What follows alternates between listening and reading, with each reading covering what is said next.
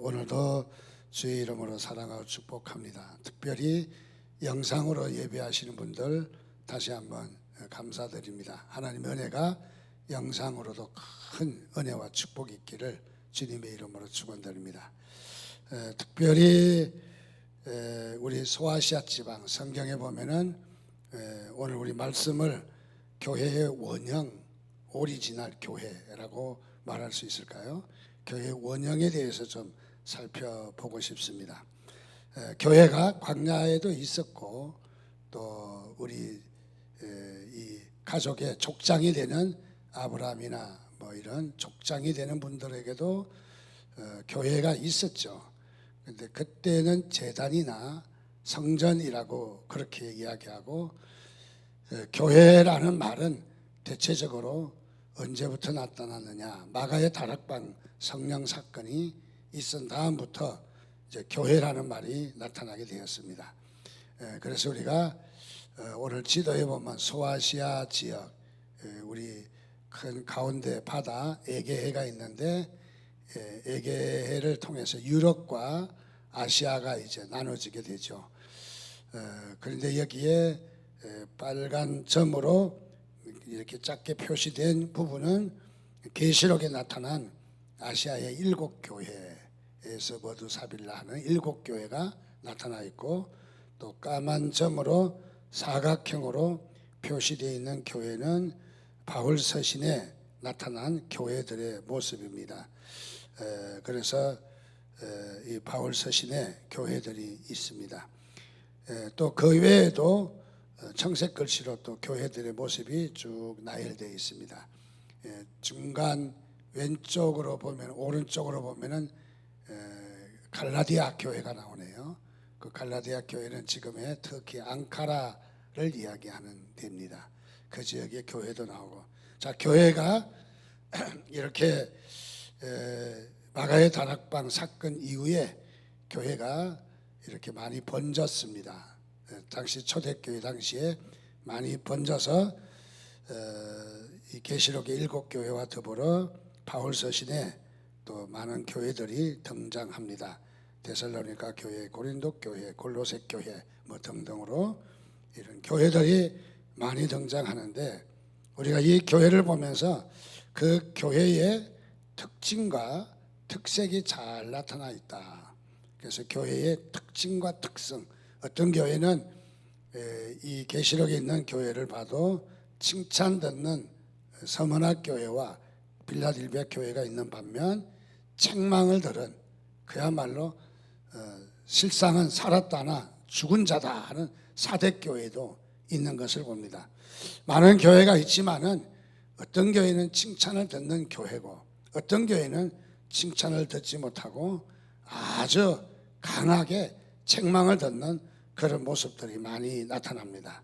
자, 그래서 교회를 보면서 그러면 우리 교회 중에 하나인 우리 교회는, 우리가 담고 몸을 담고 있는 교회는 어떤 교회인가?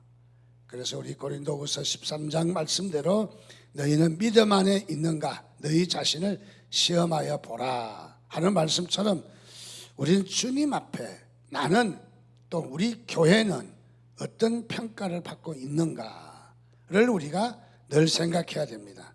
정말 주님 앞에 인정받고 주님이 기뻐하시는 교회인가, 또 주님께 인정받는 우리 내가 교인인가 하는 것이 우리에게는 너무너무 중요한 것입니다.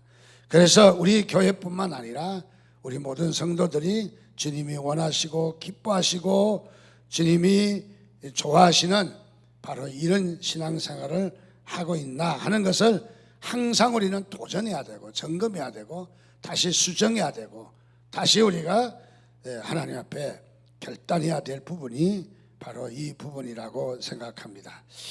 그래서 우리는 최초의 사도행전에 나타난 교회들이 대체적으로 교회 원형이다, 오리지널 교회다.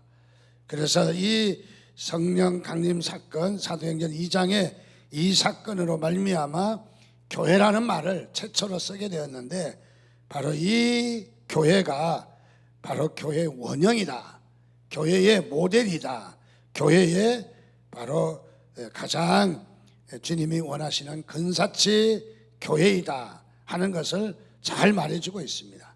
자, 그래서 우리 교회 원형을 찾으면은 우리가 우리 교회가 어떤 교회인가를 우리가 다시 한번 점검해 볼 수 있는 바로 그런 부분이라고 생각합니다. 여기에 그림이 하나 나오는데 이 그림은 말 발굽입니다. 말이 거칠은 이 광야를 달려야 되기 때문에 말 발 밑에다가 이 발굽을 쇠붙이를 달아서 그래서 말이 뛰어갈 수 있도록 그렇게 말 발굽을 있습니다. 이 말 발굽을 만들 때 첫 번째 이제 원본을 만들겠죠. 원본을 만들어서 1번 이제 다시 2번을 갖다가 본을 뜨고 또 2번을 갖다 3번을 본을 뜨고 3번을 갖다가 4번, 5번 이렇게 해서 한 몇백 번 번호를 나가면은 이 말 발굽이 맨 나중에 만들어진 것과 원본과의 차이가 많이 날 수 있어요.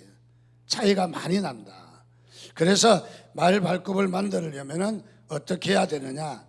1번 가지고 계속 번을 떼야 돼. 1번이 2번을, 1번이 3번을, 1번이 10번을, 1번이 100번을, 1번이 1000번을 그래야만이 틀려도 그렇게 많이 틀리지 않는다. 자, 이 말은 무슨 말이냐? 원형을 가지고 우리가 원본을 가지고 항상 우리가 대조를 해야 우리가 틀려도 조금밖에 안 틀리지, 복사된 걸 가지고 또 카피한 걸 또 재카피하면은 우리는 나중에 원본과 차이가 많이 난다, 그런 뜻이죠. 우리 교회도 마찬가지입니다. 원형의 교회가 주님이 원하시는 교회에 가까운 교회이다. 딱 한 교회만 이야기할 수 없지만은 초대교회의 모습을 보면서 우리 교회가 원형을 찾아간다면은 또 그 교회를 통해서 우리가 다시 도전한다면은 우리도 충분히 원형에 가까운 그런 교회가 될 수 있다, 그런 생각을 가져봅니다. AD 313년에 콘스탄틴 대제가 바로 기독교를 국교로 인정합니다. 자, 얼마나 큰 사건입니까? 그 전에만 해도 기독교인들이 마음대로 신앙생활을 할 수가 없었어요. 그래서 강을 건너 산을 넘어 그야말로 이리 피하고 저리 피하고 잡히면 죽는 겁니다. 예수 믿는다는 한 가지 때문에 잡히면 죽습니다.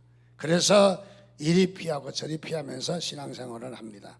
그리고 그것도 부족해서 카타콤이라고 하는 공동묘지 밑에 땅을 파서 지하세계에다가 거기에서 모여서 예배하는, 자, 우리 기독교인들의 예배는 선택이 아니라 기독교인들의 예배는 우리의 철칙인 거고 우리에게 너무너무 중요한 것입니다. 그래서 이 설교를 우리 관계당국에서 듣고 있다면은 기독교인들의 예배가 공익이 아니고 사익이라고 판단했어요. 그래서 양보할 수 있다, 그렇게 판단했어요. 그런데 우리 기독교인은 절대로 예배가 우리는 사적인 모임이나 사적인 시간으로 우리는 그렇게 생각하지 않습니다. 심지어는 전쟁 중에도 예배당 문은 잠그지 않았다는 거죠. 무엇이냐면 죽음으로도 사수하는 것이 우리의 예배다 하는 것을 우리는 다시 한번 우리의 태도를 다시 한번 나타냅니다. 자, 그래서 이 교회가 우리의 교회를 보며 이 콘스탄틴 대제를 통해서 자, 이렇게 어려운 가운데서 드디어 기독교를 국교로 받아들였다는 것은 얼마나 큰 감동이겠어요. 얼마나 대단한 일이겠습니까. 정말 말할 수 없이 콘스탄틴 대제와 그때 당시에 기독교가 국교로 됐다는 것, 너무너무 지금 우리가 생각해도 엄청난 감격입니다. 자, 이런 이 교회가 바로 이 국교로 되었다. 그런 반면에 또 한 가지 나타난 단점은 교회에 사람들이 하루아침에 물밀듯이 밀려오는, 그래서 교회가 감당이 안 되는, 교회가 하루아침에 몇천 명으로 막 늘어나는, 그래서 교회가 장소가 부족해서 이방 신전을 그냥 엉겹길에 청소도 제대로 못하고 이방 신상까지 막 그냥 두고도 예배를 해야 되는 그런 처지가 되었던 것이죠. 그리고 이 교회에 오는 사람들도 복음 때문에 온 것이 아니라, 또 하나님을 예배하기 위해서 온 것이 아니라 직장 때문에, 아는 사람 때문에 너도 나도 오다 보니까 많은 사람들이 순수성을 잊어버린 그런 경우들이 많이 있었겠죠. 그래서 이 콘스탄틴 대제의 기독교 공인 이후에 바로 이 교회가 아주 근본적으로 확 변화의 물결이 일어났어요. 이때 당시부터 교회가 복음 위주가 아닌 바로 교회가 맘모스 교회, 또 더 나가서 오늘날 우리가 말하고 있는 메가처치 뭐 이런 교회로 교회가 세상을 향해서 가는 구조가 아니라 세상의 사람들에게 앉아서 오라 내게 오라 하는 구조로 바뀐 거죠. 그렇게 교회가 어떤 건물 중심의 교회로 교회가 바뀌게 되었다. 자, 그래서 이 교회가 이 교회의 이 가장 중요한 구두점이 바로 건물이 되었다. 그리고 어떤 순수한 신앙보다는 바로 세상의 유익을 구하는 그런 모습이 없지 않아 많이 나타나게 되었다 하는 것을 봅니다. 자, 그래서 이렇게 흘러온 교회가 외형적으로는 부흥을 했겠지만은, 그러나 원래의 교회의 모습에서 많이 떨어지게 되었다 하는 것도 사실입니다. 자, 그래서 우리가 부흥의 불길 가운데도 우리가 다시 한번 교회의 원형을 찾아야 되겠다 하는 것이죠. 자, 예루살렘의 이 마가의 다락방에 성령이 임하자 세우신 교회가 바로 초대교회입니다. 이 초대교회를, 이 원형의 교회를 우리가 잘 배워서 또 이 초대교회 교인들처럼 우리도 교회의 원형을 찾아가야 된다. 교회의 원형을 잊어버리지 아니어야 된다. 또 이 교회의 순수한 복음을 우리가 찾을 때 우리의 신앙이 다시 한번 주님이 원하시는 신앙으로 변화된 모습으로 바뀌어갈 줄 믿습니다. 그래서 초대교회의 특징을 보며 오늘 우리 교회가 이 초대교회의 특징이 교회의 원형의 근사치에 있다, 가까워 있다. 그래서 오늘도 우리의 교회가 원형을 찾아가는 그런 교회가 되시기를 주님의 이름으로 축원드립니다. 자, 초대교회는 먼저 우리가 몇 가지로 초대교회의 특징들을 살펴보는데, 시간상 두 가지만 오늘 말씀을 전하고 마치겠습니다. 특별히 초대교회는 어떤 교회였느냐 하는 것이 매우 중요한데, 그것은 성령 충만한 교회였습니다. 자, 교회의 가장 중요한 것은 무엇이냐? 성령 충만입니다. 우리 교인으로서 우리가 가장 중요하게 여겨야 될 부분은 무엇이냐? 우리가 성령이 충만한가? 성령이 충만한 우리의 교인들이 되어야 된다는 거죠. 성령이 충만이라는 것이 너무너무 중요하기 때문에 바로 이 초대교회의 특징에 가장 먼저 성령 충만한 교회였다고 그렇게 맨 먼저 잡아봤습니다. 자, 그렇습니다. 이 초대교회는 어떤 특징이 있었느냐? 성령의 충만함을 받았다. 자, 우리가 성령의 충만함 받는 사건이 우리가 교회에서 가장 중요한 사건이고, 또 더 나가서 성령이 말하게 하심을 따라 다른 방언으로 말하기 시작했다. 자, 성령이 말하게 하심을 따랐다는 거죠. 이것이 초대교회의 첫 번째로 우리에게 주시는 귀한 메시지라고 생각합니다. 초대교회의 마가의 다락방은 오늘날은 이렇게 이제 마가의 다락방의 기념 이제 이 건물을 이렇게 잘 전했지만은 그때 당시는 뭐 이런 건물은 아니겠죠. 자, 이 초대교회 마가의 다락방에 120명의 성도가 모여서 기도했습니다. 간절히 기도했더니 성령 충만한 역사가 일어났습니다. 여기에는 예수님의 제자들도 모여 있었고, 또 예수님의 육신의 어머니도 있었고, 또 예수님을 따르던 여인들도 있었고, 예수님의 육신의 가족들도 있었고, 또 유대인도 있었고 로마인과 이방인도 있었고 모두가 다 있었는데 이곳에 있던 사람들 모두가 다 성령에 충만했다. 그리고 성령이 말하게 하심을 따라 다 말을 했다.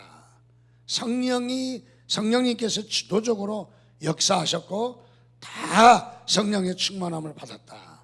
오늘 우리 3번 아름다운 교회, 우리 교우들 모두는 다 성령의 충만함을 받기를 소원하시기를 바랍니다. 그래서 성령의 충만함을 받아야 돼. 우리 교인을 성도라고 하는데 성도라는 말은 한문으로 거룩성자라는 말이겠지만은 그러나 그것보다 더 중요한 것은 성도의 성령의 사람이다 하는 뜻이 더 강한 것입니다. 자, 그래서 우리는 성령님을 초청하시기를 바랍니다. 성령님을 인정하시기 바랍니다. 성령님을 따라 살기를 바랍니다. 항상 우리는 성령님과 동행하는 그런 삶이어야 되는 거죠. 자, 성령을 받았다 하는 것을 우리가 다시 한번 베드로를 통해서 성령 받은 사건이 어떤 사건인가 하는 것을 우리가 볼 수 있습니다. 예수님의 제자 가운데 베드로는 성령 충만히 받았습니다. 그가 성령 충만히 받고 그야말로 참으로 대단한 변화가 일어난 사람인 것을 잘 봅니다. 먼저 우리가 주위에서 볼 수 있는 것은 예수님의 제자 베드로는 어떤 사람인가? 참 재미있는 성격의 소유자다. 베드로는 우리가 잘 알다시피 성격이 엄청 급한 사람입니다. 그래서 어떤 일을 조금도 기다리지 못하는 사람입니다. 그리고 베드로는 어떤 사람이냐? 금방 성공과 금방 실패, 그야말로 하늘과 땅에 금방 이 두 사이를 드나드는 바로 그런 사람이었던 것을 우리가 잘 알고 있습니다. 우리가 이 성경에 나타난 사건을 보면서 베드로의 모습을 더 보면 베드로는 어떤 사람이냐? 배를 타고 그들이 있었는데 예수님께서 바다 위로 뚜벅뚜벅 걸어오십니다. 자, 다른 제자와 달리 베드로는 성격이 급해서 그렇지 역시 결단도 급합니다. 그리고 저 걸어오시는 주님을 향해서 당신이 만일 주시거든 나로 하여금 나도 이 물 위에 걸어가게 해달라는. 야, 베드로 대단하지 않습니까? 저 같으면 수영도 못하기 때문에 나 말고 저기 장장로님 해주세요 그랬을 것 같아. 근데 여기 보니까 베드로는 물에 빠질 가능성도 있습니다. 또 주님이 어떤 분입니까? 나를 물 위에 걸어오게 할 수 있다는 능력의 소유자인 것을 믿은 거죠. 그러니까 베드로의 믿음이 참 대단했습니다.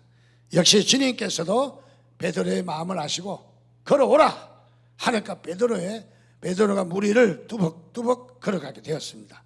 야, 대단한 사건입니다. 사람이 바로 이 물 위에 바다 위를 뚜벅뚜벅 걸어갔다는 것은 단순하게 물 위를 걸어갔다는 우리의 마술이 아니라 이거는 신앙이거든요. 대단한 거죠. 자, 그런 베드로인데 조금 있다가 몇 발자국 안 뛰고는 놀라운 일이 벌어졌습니다. 그것은 다름이 아니라 금방 불어오는 풍랑을 보자 두려운 마음이 생겨서 그만 바다에 푹 빠지고 말았습니다. 살려달라고 생쥐같이 돼서 난리가 났습니다. 자, 베드로는 어떤 사람이냐? 물 위를 뚜벅뚜벅 걸어가기도 했지만은 하루 일순간에 그냥 이 물속에 빠져서 풍랑을 보고 두려워하는 연약한 사람이었다. 그래서 이 베드로는 금방 하늘에 갔다가 금방 땅 위에 가는 바로 그런 사람입니다. 또 다른 사건을 보면 베드로는 어떤 사람입니까? 마태복음 16장 16절 말씀에 보니까 주는 그리스도시요 살아계신 하나님의 아들입니다. 가이사라 빌립보 지방에 가면서 예수님이 제자들에게 물었습니다. 사람들이 나를 누구라고 하더냐 물으니까 뭐 엘리야라고도 하고 세례요한이다 하고 뭐 여러 가지 이야기를 합디다. 바로 이어서 우리 주님께서는 제자들에게 묻습니다. 그러면 너희들은 나를 누구라고 하느냐 물으니까 딴 사람은 눈치 보고 있었겠지만 베드로는 역시 걸음이 빠릅니다. 그리고 대답하는 말이 주는 그리스도시요 살아계신 하나님의 아들입니다. 100% 정확한 신앙 고백을 탁 하게 되었습니다. 역시 멋있는 베드로인 것입니다. 정말 이렇게 고백하는 베드로의 모습, 대단한 베드로입니다. 하나님의 아들임을 믿었고 또는 당신이 우리의 신앙의 대상임을 알았습니다 라고 고백을 할 때에 우리 주님도 감동을 먹었습니다. 그래서 우리 주님도 하시는 말씀이 칭찬합니다. 너네 이제 너의 이름을 베드로라 하라. 베드로. 전에 이름은 시몬이었는데 베드로는 반석이란 말이거든요. 반석. 그러니까 너의 믿음은 견고할 것이다 하는 것을 말해주는 것이죠. 자, 그래서 이 베드로의 이름까지 이렇게 지어졌습니다. 그러나 조금 있다가 예수님께서 예루살렘을 올라가시면서 이렇게 말씀합니다. 내가 이제 잡혀서 죽고 사흘 만에 다시 살아난다. 예수님이 잡혀서 죽을 것을 이야기하자 베드로는 이렇게 이야기합니다. 절대로 그렇게 할 수 없습니다. 우리들이 가만히 두지 않을 겁니다. 절대로 우리 주님을 순환을 당하고 죽게 될 것을 우리는 허락할 수 없습니다. 그러지 마십시오. 아닙니다. 만류하다가 우리 주님으로부터 된통 한 방 얻어맞습니다. 사탄아, 내 뒤로 물러가라. 갑자기 베드로가 반석이라 베드로의 이름까지 얻는 칭찬을 받았지만은 또 일순간에 사탄이 되어버렸습니다. 사탄이 되어버렸습니다. 우리가 하나님의 일을 하지 않고 세상 일을 하면 세상 사탄의 일을 하면은 사탄인 거예요. 그게 우리가. 자, 그래서 여기에 사탄아 물러가라고 책망을 받게 되는 모습입니다. 또 어떻습니까? 예수님께서는 재판을 받으실 때 다 굴기 전에 이 연약한 여인들 앞에서 예수님을 3번이나 부임하는 정말로 연약한 베드로인 것을 잘 발견할 수 있습니다. 도마 권력이 무섭긴 하겠지만은 그야말로 자기의 신앙을 헌신짝처럼 던져버리는 베드로의 모습입니다. 그런데 베드로가 그것으로 끝나지 않았다는 거죠. 베드로의 모습을 보면 부활하신 주님을 만나고 나서 그야말로 이 베드로는 엄청난 사건이 다가옵니다. 이 베드로의 설교에 그야말로 대단한 일들이 벌어지는데, 자, 이 베드로는 사복음서에 나오는 베드로와 사도행전에 나오는 베드로는 전혀 다른 베드로예요. 사복음서에는 예수님의 제자로서의 배움을 가질 때는 넘어지고 실패하고 금방 하늘 갔다 땅에 떨어지고 그랬지만은 사도행전에 나오는 베드로는 어떤 베드로입니까? 그야말로 그는 한갓 여인들 속에서 주님을 부인했던 비급장이 베드로가 사도행전에서 베드로는 유대인과 예루살렘에 있는 많은 사람들을 향해서 예수님의 죽음과 부활과 하나님의 복음을 담대히 전할 때 그는 해박한 지식도 없지만은 그가 하나님 말씀을 전할 때 놀라운 일이 벌어졌습니다. 그것은 다름이 아니라 많은 사람들의 그야말로 삶을 바꿔나왔습니다. 그리고 3,000명이나 회개하고 돌아오는 놀라운 역사가 일어났습니다. 그리고 여기에 베드로를 통해서 하나님 말씀 듣던 사람들이 바로 이 성령의 충만함을 받는 엄청난 사건이 일어났습니다.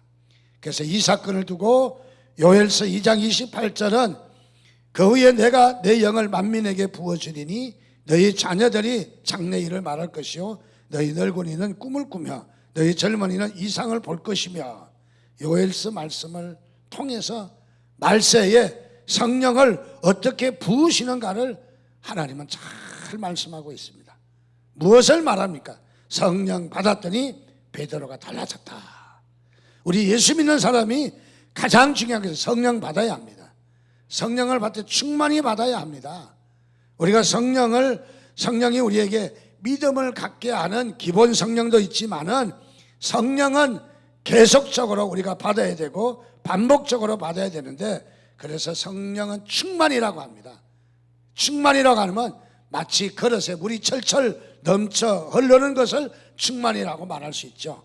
즉 성령은 우리가 그릇에 조금 저 밑에 갈증이나 우리가 소화할 수 있을 정도의 받는 성령도 있고, 또 하나의 성령은 그릇이 철철 넘쳐서 흘러 넘치는 성령도 있다 하는 것을 말해주는 것입니다. 오늘 저와 여러분들 초대교회가 성령이 충만했다면 오늘 우리도 성령이 충만하시기를 주님의 이름으로 축원드립니다. 자, 그래서 우리는 성령을 받아야 담대할 수 있어요. 성령을 받아야 비전을 가질 수가 있어요. 성령을 받아야 환상을 보고, 성령을 받아야 꿈을 꾸고, 성령을 받아야 예언을 말할 수가 있는 것이죠. 우리에게 성령을 받지 않았다면 그야말로 주님과 상관없는 일이죠. 자, 그래서 우리는 성령 충만히 받아야 합니다. 말세일수록 우리 세상은 점점 더 험악해 갑니다. 그래서 세상에 말세에는 사조와 사상과 또는 이론과 어떤 우리 세상의 풍조가 말할 수 없이 악해져 가요. 점점 악해져 가요. 옛날에는 적어도 그래도 양심은 있었는데 이 말세가 되자 점점 완악해져 갑니다. 그래서 동성연애 또 뭐 그것도 동성연애도 이제는 뭐 크게 말하는 게 아니라 더 지저분하고 더 좋지 않는 일들이 많이 나타납니다. 그런데도 부끄럽지 않다고 말하고, 또 어떤 영화는 뭐 저는 뭐 위대한 영화라고 그러는데 제가 보기에는 참 그 영화 같지 않는 영화, 뭐 기 무슨 무슨 하는 영화 있어요. 그 영화 보면 뭐 하나도 은혜가 안 돼요. 뭐 세상을 바꾸고 감동을 주는 영화가 아니라 다 해쳐먹는 놈들밖에 없다. 그것밖에 느낄 수 없더라고요. 자, 무엇을 말해? 세상이 우리의 사조가 악했다는 거예요. 우리의 생각이, 사상이 많이 혼탁해졌다는 거예요. 말세에 무엇이 필요하다는 거예요? 성령 충만이 필요하다는 거예요. 우리의 사상을 개조해야 되는 거예요. 우리의 생각을 바꿔야 되는 거죠. 우리의 추구하는 이론이 달라져야 된다는 거죠. 그래서 교회에 무엇이냐면 성령 충만이 초대교회의 가장 중요한 사건이었다. 그래서 오늘 저와 여러분이 초대교회처럼 성령 충만한 여러분의 삶이 되시기를 주님의 이름으로 축원드립니다. 두 번째로는 초대교회가 어떤 교회였느냐, 교회 원형이 어떤 교회였느냐 이 말입니다. 두 번째로 우리가 절대로 놓칠 수 없는 초대교회의 원형은 바로 회개하는 교회였습니다.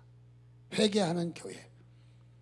성령의 충만한 베드로가 부활하신 예수님에 대해서 증거하자 말씀을 듣던 사람들이 회개의 역사가 일어났습니다. 회개가 터졌습니다. 우리 신앙생활 하면서 회개가 터졌다는 것은 축복이에요. 하나님이 일하신다는 증거예요. 자, 회개가 터졌다.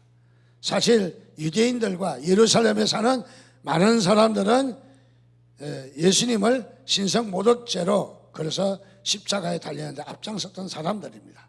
완악한 사람들입니다. 그런데 이들이 회개했다 이 말이거든요. 이들이 회개를 했다. 다는 아니지만은 많은 사람들이 회개했다. 상상할 수 없는 일이 지금 벌어졌다는 거죠. 상상할 수 없는 바로 이런 일들이 벌어졌습니다. 이들은 유대율법에 정통한 사람들입니다. 그런데 어찌 유대율법에 정통한 사람들이 베드로 같은 이런 무식한 어부 출신의 이 제자의 설교를 듣고 회개하고 그들의 인생이 끄꾸러지는 바로 이런 역사가 있었겠습니까? 그것은 바로 베드로가 어떤 사람인지를 말해주는 부분입니다. 베드로가 성령에 충만해서 베드로의 설교에 그야말로 그의 설교는 살았고 운동력이 있어 혼과 영과 및 관절과 골수를 찔러 쪼개는 하나님의 능력의 말씀이었다. 그래서 회개가 일어났다는 거죠. 회개가. 그래서 이 베드로를 통해서 설교를 들을 때 사람들이 마음이 찔려서 어찌할꼬 하면서 가슴을 치며 눈물을 흘리고 자기의 죄를 고백했다는 것이죠. 그래서 하루에 3,000명씩 회개하는 엄청난 일이 벌어졌습니다. 여러분, 회개는 하나님을 기쁘시게 하는 것입니다. 회개는 하나님과 바른 관계를 갖게 하십니다. 회개는 내가 사는 운동이요, 회개는 이 민족이 사는 바로 그런 길입니다. 바로. 그래서 회개 운동은 새 생명을 태동하게 하는 운동이고 운동을 살리며 개인과 가정의 새 생명을 붓는 생명의 사건인 것입니다.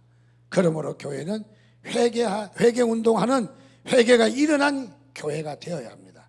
그래서 교인들의 눈에 눈물이 마르지 않는 교회는 살아있는 교회다.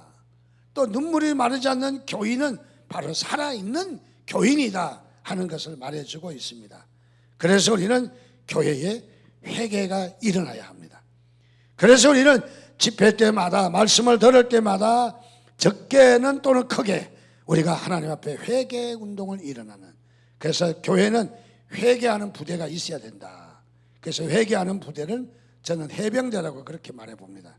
왜냐하면 회개의 기도는 와글와글 하기 때문에 꼭 개구리 소리 같아서, 그래서 개구리는 물에 있으니까 우리가 공수부대는 아닌 것 같고 해병대인 것 같아. 그래서 교회는 해병대가 많아야 돼요. 교회는 개구리 부대가 많아야 돼요. 교회는 회개의 역사가 일어나야 교회는 사는 것입니다. 자, 그래서 여기서도 회개, 저기서도 회개, 금요일도 회개, 저 새벽에도 회개, 눈물로 교회에 나오는 소리가 뭐겠어요? 우리 70년대, 80년대만 해도 교회에서 흘러나오는 소리가 뭔지 아세요? 새벽 기도회 때 눈물을 흘려 와글와글 우는 소리. 그 소리 듣기 싫다고 이사 가는 사람도 있어요. 그 소리 듣기 싫다고. 자, 그게 교회를 대표하는 소리였다는 거죠. 교회를. 자, 이 회개력이 부어질 때에 바로 교회는 생명력이 있고 교회는 산다는 것이죠. 1907년 사건 잘 압니다. 길선주 장로라는 분을 통해서 엄청난 역사가 일어났던 사건. 그래서 사도행전에 바로 있었던 회개의 사건 이후에 가장 큰 사건이다. 그것은 바로 길선주 장로를 통해서 일어납니다. 1907년입니다. 평양을 통해서 세계를 뒤집어 놓은 바로 이런 사건입니다. 1월 2일부터 15일까지 평안남도 전역에 바로 이 올라와서 1000여 명이 올라와서 장대현 교회, 지금 장대현 교회는 북한의 평양 학생 소년 궁전이라고 있어요. 그러니까 어린 아이들이 예술을 배워서 이제 연수시키는 그런 것을 궁전이라고 그래요. 근데 거기 바로 장대현 교회 자리입니다. 저는 그곳에 갔을 때 눈물이 나고, 이 찬란했던 장대현 교회가 이 악기나 배우고 있는 이런 모습으로 바뀌게 되었다는 사실에 마음이 아프지 않을 수 없었습니다. 자, 여기에 장대현 교회에서 도사경회가 열렸습니다. 낮에는 외부 사람이 올 수는 없었지만, 평양 시내의 시민들이 참석할 수는 없었지만 저녁에는 참석할 수가 있었습니다. 그래서 저녁에 특별히 14일 날과 15일 이틀 동안에 놀라운 사건이 일어나게 되었는데, 12일 날은 불회의 선교사가 말씀을 전할 때는 은혜가 없었어요. 그래서 냉랭하게 짝이 없는 바로 이런 시간이었습니다. 그래서 어떤 사람은 놋새로 된 지붕이 그곳에 모인 사람들의 기도를 올라가지 못하도록 딱 막고 있다. 사탄이 공중권세를 잡아가지고 기도하지 못하도록 누르고 있다. 그렇게 표현한 선교사들도 있습니다. 길선주 장로는 선교사들의 사경회가 끝나자 이래서는 안 된다는 생각을 가지고 14일 정오 기도회에 모여서 하나님 앞에 간절히 기도했습니다. 주님은 그 기도를 외면하지 않으셨습니다. 그날 헌터 선교사가 말씀을 전한 후에 이기람 씨가 나와서 통성기도를 인도하게 되었는데, 이때의 기도가 엄청나게 달라졌습니다. 자, 그래서 이 통성기도는 지금까지 통성기도와 다른 이런 기도가 되었습니다. 새벽 2시까지 약 600명의 교인들이 모여서 기도가 이어졌는데, 놀라운 기도에 강력한 성령의 역사가 일어났습니다. 이날 기도회에서는 바로 이 길선주 장로가 포문을 열었는데, 길선주 장로는 1년 전에 세상을 떠난 자신의 친구의 재산을 정리하다가 약 $100 정도, 뭐 얼마 되지도 않죠. $100 정도 재산을 자기가 착복해서 꿀꺽 먹어버렸습니다. 그런데 이것이 생각이 나서 길선주 장로는 회개하기 시작했습니다. 공개적으로 회개했습니다. 여러분, 공개적으로 할 수만 있다면 회개하면 은혜가 더 큽니다. 물론 공적으로 해를 끼친다면 우리가 자중을 해야 되겠지만은, 그렇지 않다면은 우리가 공적으로도 우리가 회개하는 것이 얼마나 중요한지를 잘 말해줍니다. 자, 그랬더니 이 회개의 기도가 그야말로 불이 붙기 시작해서 그 자리에 앉았던 600명 모두에게 엄청난 사건으로 다글다글 굴르면서 이 회개의 기도가 일어나기 시작했습니다. 그래서 이 사회가 바뀌고 나라가 바뀌고 교회가 바뀌는 엄청난 사건은 회개의 기도로부터 이렇게 일어나게 되었다 하는 것을 말해주고 있습니다. 자, 교회는 바로 이런 이 초대교회 같이 회개 운동이 일어날 때 새 생명이 태동되는 것을 믿으시기를 바랍니다. 그래서 회개의 기도가 교회의 원형인 것을 잘 우리는 발견할 수가 있습니다. 자, 하나님 앞에 우리가 무지하고 예수 그리스도 십자가의 사건을 우리가 깨달지 못해서, 또는 우리가 거기에 죄를 지었다면 어찌할꼬 가슴을 치며 눈물을 흘려 통회하고 기도하는 일은 우리가 사는 길이죠. 하나님 앞에 교만하고 완악한 죄도 회개하고, 전도하지 못하고 회개하지 못하고 감사하지 못하고 사랑하지 못하고 우리가 서로 미워했다면 다 회개해야 될 부분인 것입니다. 하나님은 우리를 회개하기를 원하십니다. 회개할 때 일하시는 것이죠. 우리가 잘 몰라서 그야말로 깐족거리고, 잘 몰라서 우리가 세상적인 방법을 따랐다면 하나님 앞에 오늘도 성령의 인도하심을 따라 우리가 잘 몰랐던 것을 반성하며 하나님 앞에 회개할 때 하나님께서 크게 역사할 줄 믿습니다. 베드로의 설교를 듣고서 마음의 찔림을 받아 회개했다면 오늘 우리도 하나님 말씀을 들을 때 우리의 심장이 감동을 받고 또 하나님 앞에 우리가 회개할 수 있는 애통한 마음이 일어나야 되지 않겠습니까? 그래서 우리는 하나님 앞에 회개함으로 우리는 이 교회가 새로워지고 교회의 원형을 찾아 하나님이 기뻐하시는 교회가 될 줄 믿습니다. 그래서 우리는 이 교회가 끊임없이 우리가 하나님 앞에 추구해야 될 것은 교회의 원형 교회를 닮아가는 교회가 돼요. 원형 교회를.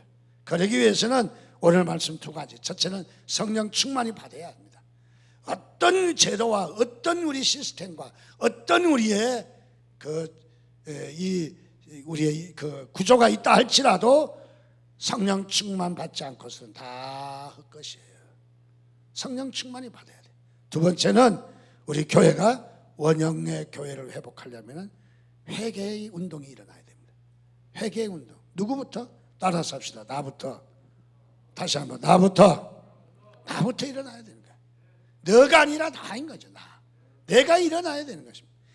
내가 기도하고 내가 일어나야 된다는 것이 아니라 내가 일어나야 되는, 내가.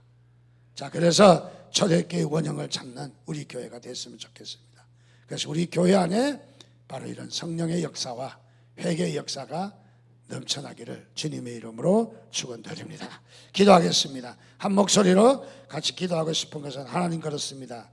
우리 교회가 변질되고 세상에 휩쓸리는 그런 교회가 아니라 주님께서 참으로 우리에게 말씀하셨던 원형의 교회를 찾는 우리 교회가 원형의 교회의 모습으로 돌아가는, 칭찬받는 복된 교회가 되는 이런 교회가 되고 싶습니다. 하나님 함께하여 주옵소서. 교회를 회복시켜 주옵소서. 이 땅에 예배가 방해받고 있는데 하나님의 예배를 회복시켜 주시옵소서. 우리 주여 한번 무릎짓고 같이 한 1분 동안만 기도하겠습니다. 주여 아버지,